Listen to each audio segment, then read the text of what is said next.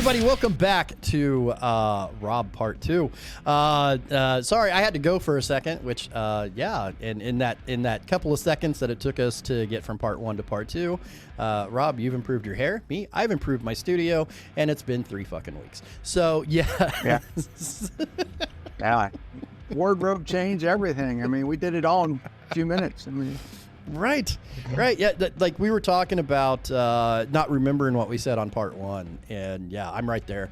I have no clue, so you're in for a ride, or you're in for a repeat. We don't know which. Either, so. Yeah. Well, maybe for you, sir. But that's what happens. I mean, we're entrepreneurs. We have ADD, so 5 minutes could go fast, and we've completely forgotten what. So let me since we're doing ADHD, and that's what this episode's going to be, is I got diagnosed like 5 years ago, right? Which to get an adult ADHD diagnosis takes a while, but I finally got one. Welcome to the club. Right, but I feel like it's a superpower. Like it is. But I don't want to sound like generational or whatever, but I watch TikTok and I watch all these other things. I try to keep up on entertainment and trends and stuff like that and marketing. But generally everybody like, you have ADHD, everybody has ADHD, and it doesn't really work that way. Like true diagnosed ADHD is a little hard to make work for you, but once you actually get it to work for you, it actually becomes a superpower. Yeah, you know what? The business that I had prior to me becoming a coach and consultant, writer and speaker and superhero, I had a cleaning company, and trying to do paperwork, trying to clean people's homes, and doing all this other stuff. My brain was all scattered, and I did that for 19 years. But now I have to deal with clients. I have to deal with their marketing. I have to deal with their podcasting and their books and their content. And so when you're looking at that, and one of the things that I cannot do, absolutely, if someone says, hey, Rob, I need you to be on Asana or Trello or all these other scheduling apps, I'm going to tell them to hit the pike, because I can't, my ADD won't do that. But I will hyper focus every day and get more shit done in 4 hours than most people do in a day or in a week. Yeah. But I have to do things on my schedule, my way. And like I said, if I'm being micromanaged by these, Rob, you have to check in. You have to tell us what you're doing. No, I don't. Not going to work. No. That's why I work for myself mainly. I mean, don't get me wrong. I have partners and stuff that I have to adhere to, but yeah, it's, well, I mean, I know, no, you do what we do. But yeah, I know that that I can come in on a Friday and be left alone and do a week's worth of work. And then I can come in on Wednesday with ADHD lockup and try to figure out where these 4 wires go, and hours doing that. And as long as I have a little bit of wall of there, nobody knows the difference. Yeah. I think one of the things that really helped me focus, and I'm not saying that computers do that, but when I switched from a PC to a Mac, everything helped me I can't say get busier, but it allowed me to focus better, because one, I wasn't dealing with the PC updates every single day, and then going in and trying to find where my stuff was, And I know there's a debate that'll go on forever. Oh, dude, you shouldn't have Macs. You should just do PCs. But you know what? You find what works for you, and you just use it to your advantage every single day. I am such a big Apple fan, and it's not because it doesn't come with its own set of problems, or it's not expensive, and it's not like whatever. I get all your arguments about Apple. I'm looking out into the camera is right, and I still love it. I still love Apple. The reason being is that right across from my phone here is my iPad, which I'm using as a monitor to look at you. I'm using my iPhone as a camera, and then over here is my MacBook that I run this whole show and my entire studio on, or whatever, and then I go home to my other iPad that I leave at home. And you know what? The same shit is on every one of them. I can pick up my phone and I can pick up a this and I can pick up a that. And you know what? All this stuff works wirelessly together. So, it's not that a PC doesn't have its good sides and bad sides, but you're right. For ADHD people, Mac has just been an absolute lifesaver because no matter, it's just like you reach in and like, there it is.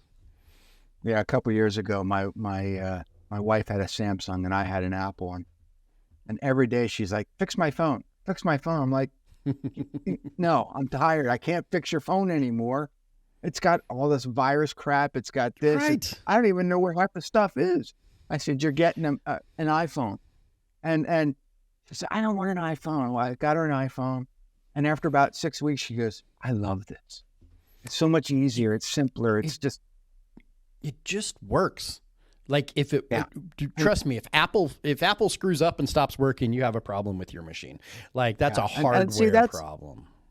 When you look at the simplicity of that, and I know that maybe I'm biased because now I just love Mac products because of the simplicity, but my whole philosophy in running my business is to keep it simple. I don't do funnels. I don't do time management crap. I don't do this or that. I want to keep things simple because, and people say, well, Rob, where's your calendar? I said, I threw it out. Why? Because I keep one thing on it that's like concrete, that's the one thing I have to do today.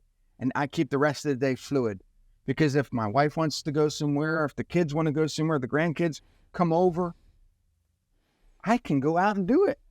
And that is the pure joy of owning a business that doesn't control you. You control it. And I think bridged that a little bit. Got that backward. I do, but I've kind of bridged that a little bit. And my favorite thing is I have hours of operation, which is 7:30 in the morning to 6 at night. That doesn't mean I work all those hours. Trust me, I don't work all those hours. But my business and everything else does not exist outside of those hours because I have family, I have a life, I have things that I like to do. I do use my calendar on my phone. And once I set, I told you all those devices wrapped together and that calendar makes a specific noise and sometimes I'm like, fuck off. No, I don't want to do anything right now. And then I'm like, oh no, there it is. All right. So, but if I didn't have my calendar, I would be lost. I think that's an ADHD thing. I'll get up in the morning. My wife will be like, what do you got going on today? I'm like, I don't know. I haven't looked yet. Because with the advent of Calendly apps and all of this stuff, clients, hosts, guests, employees, other partners, they can just schedule stuff with me. And I actually love it because it doesn't. Do you get this ADHD breakdown or something that if your entire day's clear and then somebody schedules at something at 2:00 in the afternoon, your whole day's shot. It's done. Because now you have that thing at 2, so you can't relax, you can't sleep in, you can't do whatever because now you're preparing the rest of your day for 2:00 for that one appointment on your calendar. So I've beat the system by just never looking at my calendar until I get up the next morning. Well, I don't even, and maybe I've shared this before. I shared it with a lot of people. I keep my phone on silent all day long. Yes. Yeah. And people are like, well, why don't you answer your phone? Why don't you answer your texts? I don't want to be notified. I don't want to be, okay, I have a phone for a reason and it helps me, with my business, but it doesn't control me. And I cannot stand when I'm in a mall or in a bus or wherever I am and someone's phone's constantly going ding, ding, ding, ding, ding, ding. Oh, I'm going to take the damn phone and smash it. Nothing says big boomer energy. Yeah. Nothing says big boomer energy than one loud ringtones that sound like an old phone. Look at that. My iPhone is still doing the thing. So look, it comes with effects. If I do this, it'll be fireworks. Yeah. See, so that's pretty cool. I'll do that. But nothing says big boomer energy more than sounds that sound like an old telephone. 2, they will stop in the middle of a eulogy that they're giving at a funeral to answer the phone. That phone absolutely controls them, and I understand. I'm slightly old enough to remember when the phone on the wall rang. It was pretty important. It was a thing that you needed to address. It's no longer like that. But yeah, there are people that they are like that. Pavlov's dog, man, that phone goes off. They live and die by that. Yeah. And to me, it's like, okay, even when I go on vacation, I get this a lot when I go to Disney, you know, I always have someone that calls me when I'm trying to be on vacation. Mm-hmm. And my wife's like, why are you answering the phone? We're on vacation. But you know what? I'm standing in line on a ride. What am I going to do? There's nothing to do. So I answer the phone, and it's always a customer that wants to give me more money. Oh, I get it. Yeah. Great. But other than that, I don't answer my phone. It's just Yeah. the way it is. And people are like, well, why do I have to email you? Why don't and here's the flip side of that is sometimes people will call me, they'll send me a chat, they'll text me, Rob, are you a new client? Well, yeah. Well, then go to my website, fill out the form, tell me what you want to do. And the funny thing is I've said that to so many people, and I caught myself the other day. I was just emailing somebody. I said, I need a quote on this because you don't answer your phone. And you know what they did? Fill out the form. Well, I think that's a thing that I've changed because when I first got into marketing, right, it was make sure you have your website, make sure you have your email, make sure you have 3 forms of contact, make sure that you can be reached, make sure you have your hours posted, blah, blah, blah. The more I got into entrepreneurship, the more I got into owning my own business, the more I got into, and then I bounced back and forth. I'm in the corporate world on my own, do whatever. But still, to a certain point, I've kind of relaxed on my clients of going, yeah, however you want to be contacted, understand with honesty, understand if you have one form of communication, you're going to lose some clients for that. If you only have the one thing, you're going to miss a handful of opportunities for that. So don't get jaded, don't get twisted about it. You're going to lose some things. But man, I respect you because as long as you understand you're losing and you're still like, nah, nobody's calling me. I don't want to talk on the phone. And as long as you're cool with that, I've become less pushy about making sure they have 17 ways to get contacted. Well, what I've noticed is that, yes, I will answer the phone sometimes. Yes, I will take your text, check my email. But people in Canada, people in Europe, they love WhatsApp. So I have WhatsApp on my phone. And the majority of those people constantly contact me on WhatsApp. The first thing they say, do you have a WhatsApp? Yeah. Okay, we're going to contact you there because we don't like being on the phone either. Okay, whatever. And what do? They video chat me on WhatsApp. Of course. It's... my favorite medium, we're in StreamYard. We're for anybody, and I get no paid promotion, but we use the shit out of StreamYard. I like this medium, right? I genuinely love this medium over probably anything else because there's so much that you lose in facial expressions and in what people are paying attention to and what people are doing, all of those things, right? But I have to watch my face sometimes because now I understand people can see my face too. And I can't just be like, I can't make those. I still do that. Yeah. I'm almost there. I'm almost there. I've got one more bad client and then I'm just like, whatever, Right. Yeah. So, the boomer generation loves video and I get it. Yeah. I mean, we have to use it. It's just that form of trust building. But sometimes I just, look, can't we just go back to the phone? And they're like, no, we don't use that. It's like, okay. No. I'm ready to get the old phone where the cord is 100 feet long and I can just take it to the next room. Yep. Yeah. And nobody will remember that. No. I've just isolated I've isolated everybody under 30 that. Well, the other night I was watching a movie called Dodgeball. Great movie. Love that 2002. Movie. Yeah. Or 2004, something like that. It's like 20 years old. Mm-hmm. And in that movie, the very beginning, he's got an old thick remote for his TV. He's got an old answering machine that has the cassettes in it. And I just laughed because my son walks in and he goes, what is that? Because now all the voicemails are automatic. They're digital. They're built into the phones. Nobody has tapes anymore. And so I go to my drawer and I pull out an old cassette that's a micro cassette. He goes, you have one of those?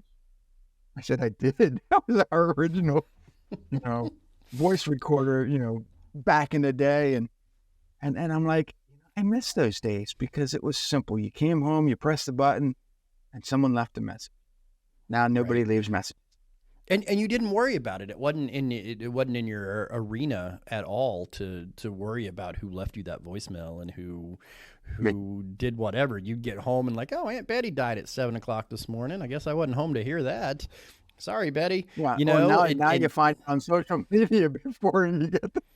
You know, and I'm going to tell you something as an employer, fuck that. I hate that. I'm like, I'm so like, I'm liberal enough that I want people to have communication and love and be a little kumbaya. But when my employee calls me and goes at 10:00 in the morning going, my Aunt Betty died, can I go home? My first response is, what the hell were you doing on your phone? Like,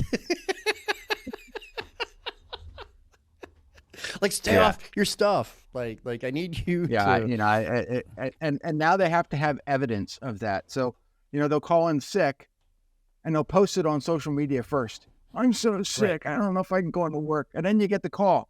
Hey boss, I'm going to call in sick. So you go check their social media, and he's already posted it for everybody. And then later that day, you see him posting other shit on Instagram or something. Right. That he's, you know, at the zoo or something. I'm like, you just social media busts a lot of people out too. That's just what happens. So, we're 15 minutes in and ain't talked about shit. On a tangent, but you know, this is you know what we do. I mean, this is business uncensored. This is and it kind of goes to your thing, not your normal business show, because we're talking about stuff that we as average entrepreneurs do every single day. Some of it is annoying. Some of it is fun. Some of it is boring, and some of it, you know, it just you want to hire somebody to do all that crap for you. So how do you feel? So let's ask. I've got like 3 questions I plan on asking every guest because we're only 3-4 shows into this Business Uncensored thing. All right. So I've got 3 or 4 questions I want to ask every guest. How do you feel about one of the things that made me do this show is I curse like a sailor. And I've noticed that some business meetings I go to, I can get away with it. Some business meetings I can't. How do you feel about like the cursey language in workplaces and clients? Like, is it, how does... Well, one of the things is that when I'm in a meeting with somebody, you know, I don't come in cursing, but I wait till they do it. If they do it, then I may allow a few curse words to come out just so I'm matching my vibe with their vibe.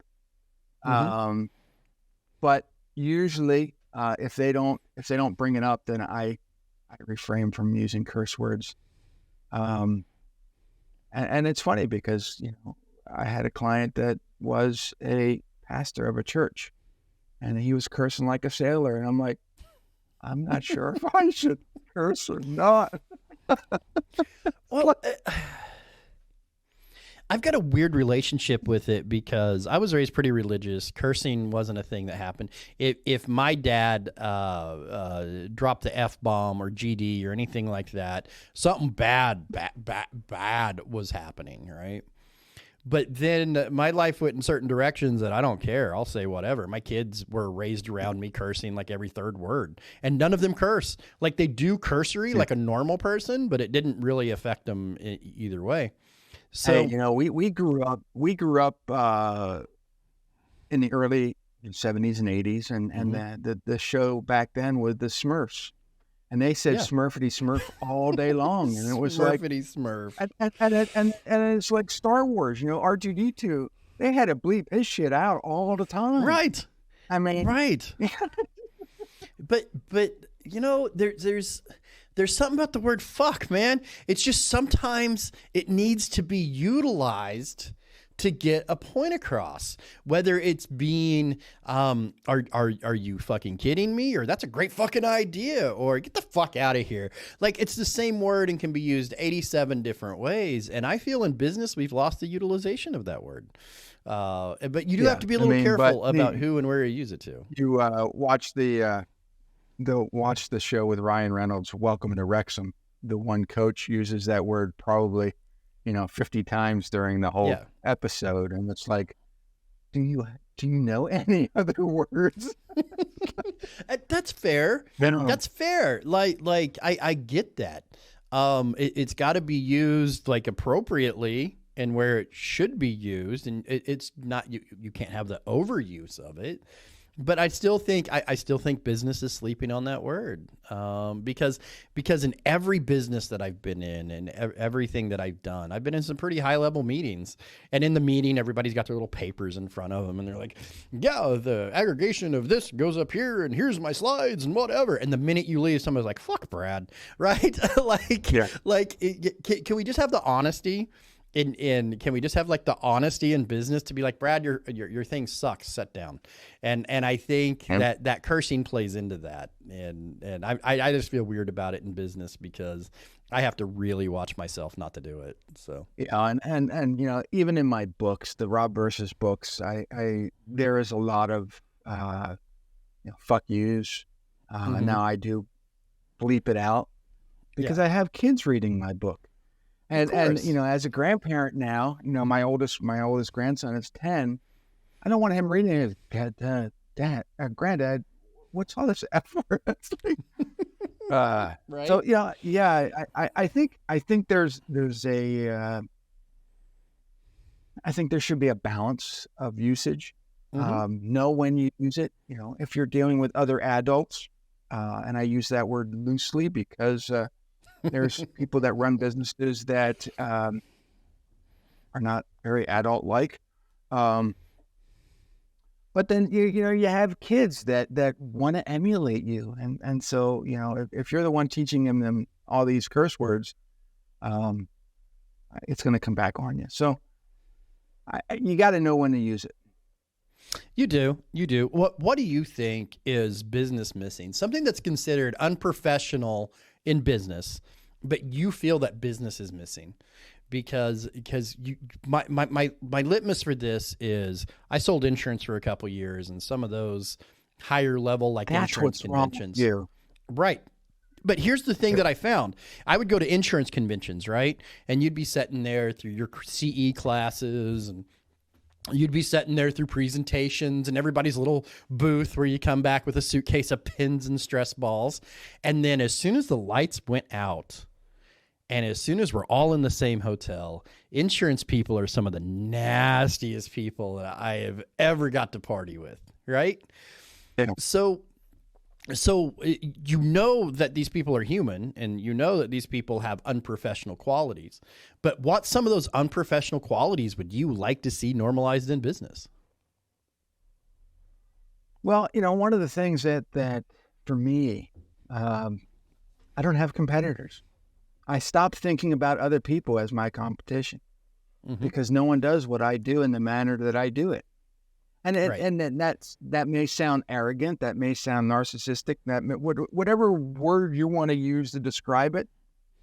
We're all unique individuals, and I think that word competition has become so ugly that we're out there trying to compete against other people every single day that don't do what you do. And you're like, well, okay, maybe he writes books. Maybe he does social media. Maybe he does SEO. Maybe he does the things that I do. But does he do them in the capacity that you do them? Well, no. Does he, charge the same thing that you do? Well, no. Then stop thinking, that's your competition. Like you said, that all your insurance people became nasty because they all think that you're trying to undermine their ability to make money, or steal your clients. That's not that's not what I meant by nasty. I meant like Caligula nasty. That's what I meant. That's but no, we were all friends. We all partied together. What I mean by nasty is these people partied hard, but just the falseness through the day, Yeah. And then here's the thing is that, you're taking that same personality. I mean, you're basically split personality. During the day, you're this professional, party in the front or business in the front, and then at night you're party in the back, and that's like a mullet, yeah. Right, and so, and I did that. When I had the cleaning business, I got, I went out with my brothers one night. I got so drunk, and that was the last time. And I tried to meet with a client the next day. Oh my God, it was the hardest thing. I couldn't even, and you're in their home and you're smelling those scents that you're not used to. And every 5 minutes I had to go outside. I'm like, think I'm going to vomit. I'm like, no, forget it. You can't do that shit anymore. You could always tell by these conventions if they went on too long. By like my third day, everybody is just drinking Pedialyte and crawling to their booths because we've just gotten so drunk. And a lot of those seminars could be just condensed into one day because all the people show up for the first day. They're like, I'm going to learn all this stuff. And by the second day, you're like, half of them are there. Where'd they go? By the third day, there's like one person still remaining. And so you got this there's this speaker that wants a whole packed room, and he's got one guy to speak to, and he's like, fuck it. Oh my God. So one of the last presentations I gave in marketing, I was in Tennessee. Yeah, Tennessee.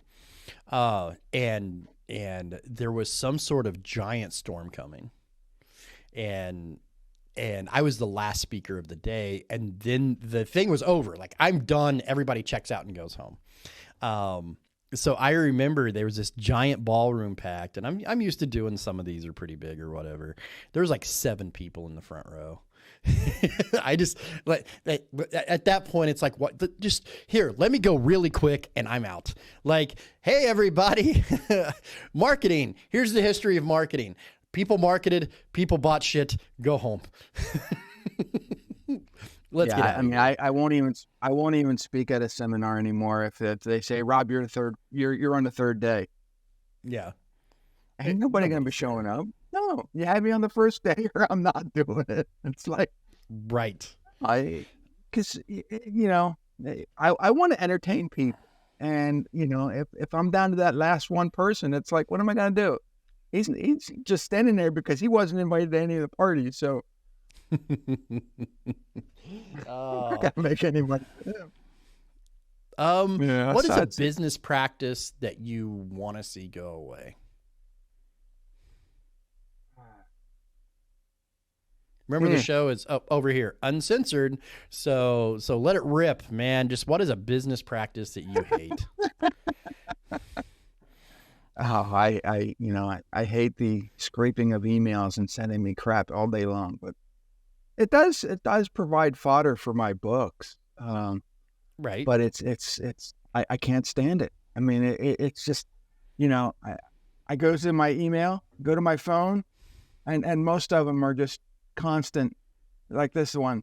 Let me manage your finances, or I'm bumping my email back up. Those are the worst. Yeah, it's like, dude, I didn't respond to your first 15 messages. Why are you bumping it back up? You know those incels that message girls like 76 times on Facebook, like, hey, nice hair. Hey. It's got the same fucking vibe. Like, and it goes through this whole thing, and it says, dear sir, and you get to the very bottom, and it's got Alicia, but there's no website, there's no phone number. They just want you to respond via email. Right. And if you respond, then they know that email is good, and they're going to just spam you some more. Yep. Just stop. I mean, and it just seems like no matter how much I, spam, I get more and more. And I love the idea of AI as a helper in allowing us to grow our businesses. What I don't like is AI simulated voices and videos that people are now flooding YouTube. They're so creepy. Yeah. Oh, we're gonna game the system and just put out all these AI generated shit, and we're gonna make money on YouTube. Dude, it's just garbage. So I am one of the most research development minded people ever, and I read tech news. I dig into Reddit. I want to be I want to find the newest, latest, greatest thing and figure out how to put it in my workflow. That's just who I am, and I love that about me. So there was a couple programs that came out that you can record yourself as an avatar, or pick their avatar, and you basically just upload a script, and it's like for training videos for stuff like that. So I got a free trial, and I made that avatar say some crazy shit. Like, and all you had to do was then go change a word and do whatever. But it's just creepy. Like there's something called the uncanny valley. Do you know what that is? The uncanny valley is a theory of something looks almost human, but not quite. So your brain struggles with it. And all of the AI avatars are right in that uncanny valley of they just are unsettling. Now maybe coming up, the avatars, but they're doing some deep fake stuff that is just crazy. So, yeah, the problem with some of the deep fake stuff is, and it still is a little off. You know, if you look at your face, most faces aren't asymmetrical. They're asymmetrical. Not perfect. Yeah. Asymmetrical. That's the word I was looking for. But they're not perfect. You always have some type of defect on one side versus the other. But you look at AI technology, and it's very smooth. They've perfected your face to the point where there is no imperfection. And so you look at it, and you got this perfect woman, and she's getting a million different hits and likes and followers, and you're like, good Lord, are these people stupid? Don't they see? But they don't. They're convinced that this person is real, and I look at all these videos, and I love looking at the imperfections, because I know that person's real. If I see somebody that's too perfect on video, it's AI to me. There's definitely a lot of AI filters. It goes back to probably 15 years ago when we started having those AI filters, and those filters on the cameras and Facebook pics, and you could hey, put this filter on there, and it looks that they don't even look human anymore. Same kind of uncanny valley thing. We all know that girl. We all knew that girl in 2012. But anyway, but yeah, it's kind of the same thing. And all of my production stuff that I use, whether it be through StreamYard or Apple or Zoom, OBS, all of them, they now have features that you can click a button to make you look better. Smooth out feature, wrinkle feature, this, that, whatever. I don't get the vanity of some people as I touch my beard that I dye once a week. But yes, I don't get the vanity of some people that just goes through that, Yeah, I mean, you could be AI for all I know, but no. I'm a girl named Denise in San Francisco. Yeah. But no, I just play a middle-aged fat cubicle guy. Yeah. I just play a fat redneck from the Ozarks on TV. Just shit. I'm Denise, and I'm just sell. Yeah. Well, it would sell because there's that. What is the worst thing about LinkedIn? There's so many things, but one of them is the scraping of emails. It's just, or I friend request you, or I accept your connection. Next thing I know, you're sending me your newsletter that you say I signed up for. Yep. Dude, one doesn't equal the other. Just because I become your connection doesn't mean you send me crap. LinkedIn, that's a very common thing on LinkedIn. I'm on LinkedIn a lot. I think we all are. I think it does have its purposes, and they're just trying to make money too. But the InMail, all of that stuff, I'm horribly careful about who I say yes, you can follow or accept things on LinkedIn now, because at least on Facebook, when I get a bot, at least they show me chest or something. At least I get a cool thing. But on LinkedIn, no, not on LinkedIn. LinkedIn, I just get added to your email list, and now I got to go mole attack that out of my inbox as well. And you're right, LinkedIn has to fix that. I just checked my LinkedIn, and I get this message from somebody I don't know. It says it's a third connection, which means that probably nobody else knows them either. And it says, "Are you not intrigued?" Well, I'm intrigued because of your message. But when I look at your profile and it says that you're in some country I can't pronounce, and you've been an entrepreneur for 3 minutes of your life because you just graduated high school. No, I'm no longer intrigued. My favorite part of that is I was a graphic designer for years, right? And I would have a page full of my graphic design, my editing, my all of that. I would still get, "Hey, would you like some graphic design?" I'm like, fucking read. No. I made my living doing the thing you're trying to sell me. So, but now it's kind of cool. I love I said I love getting phone calls from people saying, "Your Google listing is not verified." And now I'll answer, "Really? How did you find me?" I found you on your Google listing. Then it's verified. You found me. So kind of a little full circle going back to Apple products, right? Is I've got mine set up to where if it's not known in my contacts or not regional, it just goes to voicemail. And one of the things that annoys my wife is I have my spam email box set up, and I think my Apple says it's got 26,000 unread emails in it. And then I would show you if I wasn't using my damn phone as a camera. And then I got like 71 voicemails that are unlistened to. And every one of them is that. Because I'll tell you why. Because I know I'm a charming, handsome guy and all, but I pissed a guy off. He called me on one of those Google listing things. Right. He called me on one of those Google listing things. I'm like, are you doing this from your parents' basement? And I'm just like, and the guy's being a jerk. I'm being a jerk. And so I hang up because he's trying to get me on this Google listing thing. Right. And I'm like, dude, how does it feel to make minimum wage for somebody else? Like, I'm just being a jerk on purpose. And then he goes, "Fine, fuck you," and hangs up the phone. And ever since then, man, it's like 10 times a day. I don't know what he did with my phone number, but he taught me the lesson. So if you're out there and I FU'd you on the phone, lesson learned, I won't do that again. So.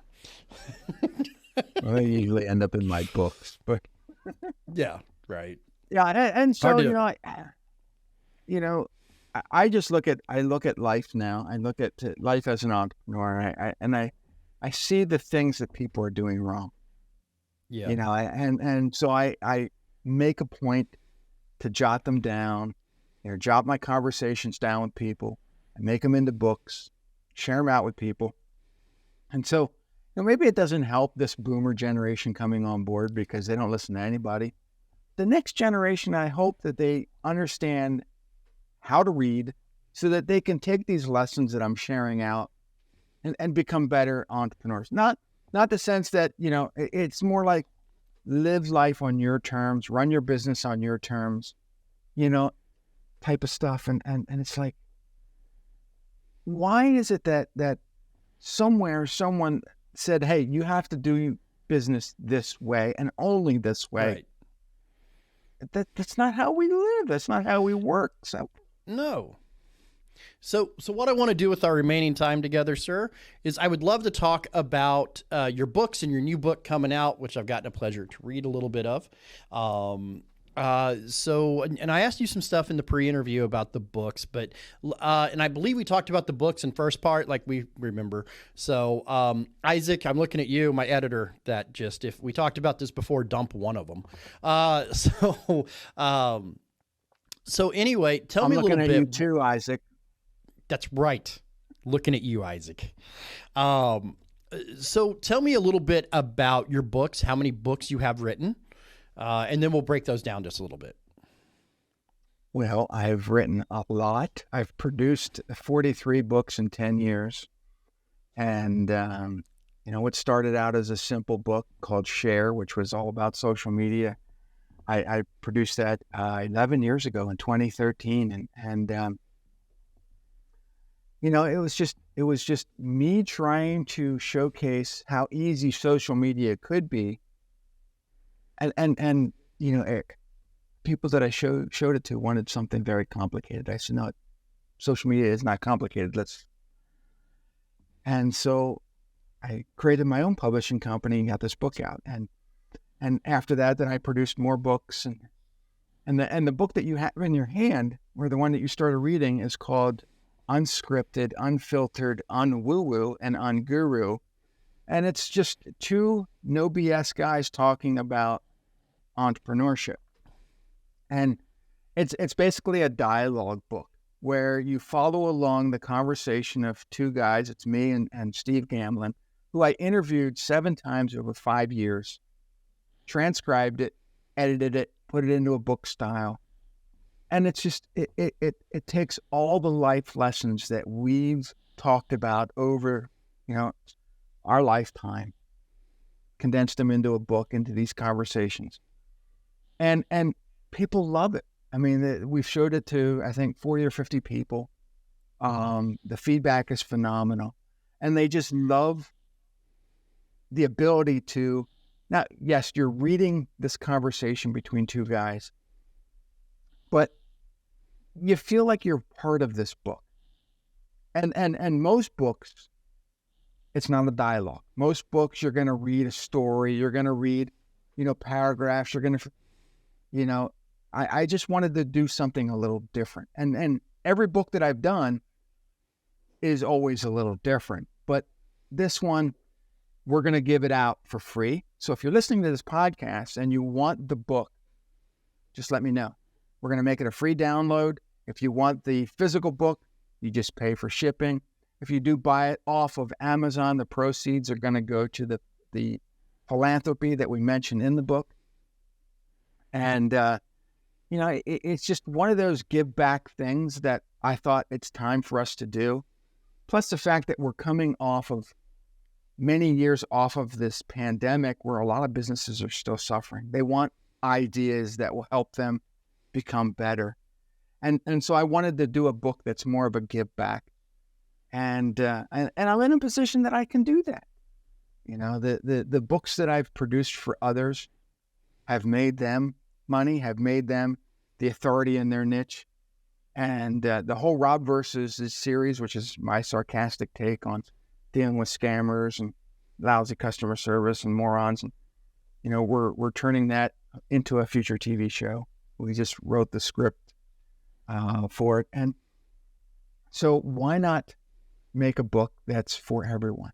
That's for entrepreneurs like you and I that can learn things, then it doesn't feel like it's all preachy and sanctimonious, and it feels good to read it. So because of my ADHD, I don't like to read. So when you're like, "Hey, have you checked out my book?" I was like, "Yes, okay, I'll read it," because I'm getting all right. I'll read the damn thing. Well, there's programs now. You just put that in Word and you just go. It'll actually just read it to you. I know, but I don't know. So I'm like, all right. So I'm interviewing with you, and on my lunch break, I got about 40 pages in. It's such an easy read, and you're right. It draws you in because tell me the last name, Steve Hamlin. Hamlin. In it, Gamlin, like I was telling. Say that again. It's not Hamlin. It's Gamlin with a G. Gamlin. Well, see, I have listening issues too, But anyway, yeah. But he, but me and him had some similarities. Used to be public speaking, stand-up comedian, all of that stuff. But you're right. Mm-hmm. Listening to the two of you go back and forth for that book and what I've read of it so far, you're right. It's no nonsense. It's no bullshit. It's just two guys talking, and that's kind of why I liked you being my premiere episode of the show for part 1 and part 2. Because however ADHD and we get off, this is our 3rd show we've done together. 1 was yours, 2 have been mine. Mm-hmm. And it just seems like, I don't know what the listeners are going to get out of this, but I get a lot out of it. So I thank you, my friend, for coming by and finishing up the episode, even though we had that little 3-week bump in there. Well, this is my personality, and I've always been a no-nonsense type of guy. And so I tell people how it is. But, every one of you out there that's listening to this show, I want you to bring, you don't necessarily have to bring your A game, because a lot of times your A game is disguised as, PC and no cursing. And I want you to bring your personality game, because that's what makes you who you are. That's what's going to make you bond better with, the people that you're talking to. And that's your personality becomes your brand. And so people trust you. They want to do business with you. So forget your A game. It's your personality game that really should be bring every day. Well, thank you so much, Rob, for coming back. I'm going to do a Forrest Gump here. I got to pee like really bad. So I think this is a good jumping off point. Keep you on this show for the next round. You know what? I will switch to my wireless mics and we can all experience that at the same time. But anyway, thank you so much. Tell people where to find you. They can go to, I don't know how I can compete with the whole pee thing, but I remember back when I was in radio, when I was back in radio, we'd be doing morning shows and stuff like that. And it would be like, here's the weather. And we're doing the hack, blah, blah, blah, blah. And then we just look at each other and be like, and one of us we would just keep going. And because we knew we were just trying to make the other one piss their pants. So I get it. I know what you're doing. I see you. They can go to anspachmedia.com. And you'll find more about me there, or you can just go to getrobsbooks.com, and that'll take you directly to Amazon, and you can buy all my books. Fair enough. Thank you again, my friend. Absolutely. Thank you again, my friend. I look forward to our budding relationship, because maybe once we get 7 interviews in, you'll write a book about me.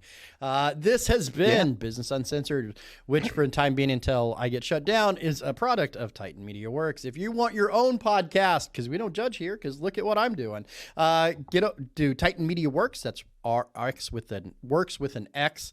We had to do that because if you do Titan Media Works, it's bad. So Titan Media Works with an X. Make sure you put an X on the end of that.